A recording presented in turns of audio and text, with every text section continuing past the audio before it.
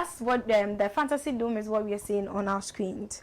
In case you didn't know the place or you have never been there before, you're seeing it on your screens. What was the last biggest event that was hosted at the Fantasy Dome that you can remember? Okay, so before I even mention that, it's good to know that Fantasy Dome was basically the biggest auditorium that we had, with 15,000 plus people.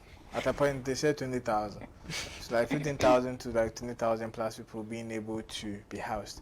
I think for me, the last event that happened was what is being shown on your screen. This is the Christ Embassy event that they did during the COVID time, which brought about issues. But in terms of iconic events that have happened at the Fantasy Dome, one will be the Rain concert by Shatawale. We've also had, I think, the beginning of 3 Music Awards.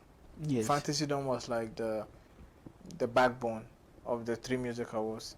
And also we had Ghana Mix Niger. That's where Shatawale proposed to Michi. The proposal that didn't go anywhere. That's where Shatawale proposed to Michi. That's where Shatawale finally reconciled with Wizkid. So we've had iconic moments in the Fantasy Dome. But for the past few years, I think since after COVID, we've not really had a lot of events happening there. I think the last event I had happening there was Jupiter did an event there. So for the past few years, it hasn't really been as iconic of a place like previously. And I think the redevelopment of the trade fair was a major factor for it slowing down in a way. And also I think they had 1 or 2 things they had to fix in there. It's just, for me, it's really sad seeing that they couldn't help him relocate, because I feel government could have been more sympathetic through the board. But even if he was proving stubborn by not moving at the time they wanted him to move, they could have dismantled it and seized the stuff for a future. Like, you could have paid a fine or anything. But breaking the structure and breaking every single equipment that was inbuilt, that is money lost. And that's a huge investment. Yeah, and that's a huge investment. Yeah. And if, let's say, it goes to court and Fantasy Entertainment wins, that is additional loss on the government.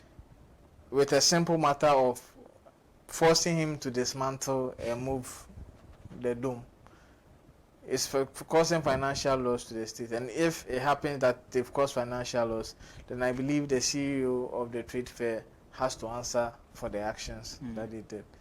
Because in as much as I am always open to both sides, trying to be like, oh, maybe they sent him notice, his lease has ended.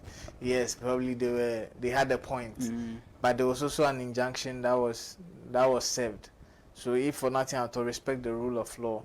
And if for nothing at all, that was an auditorium that was the biggest, aside from, let's say, the makeshift stadium. Because with this conversation about the arena, it's not using the stadium for events. this dome was the solution. You get me? So I think we could have done, the creative industry and the government could have done more to help save the dome, honestly. How would the demolition affect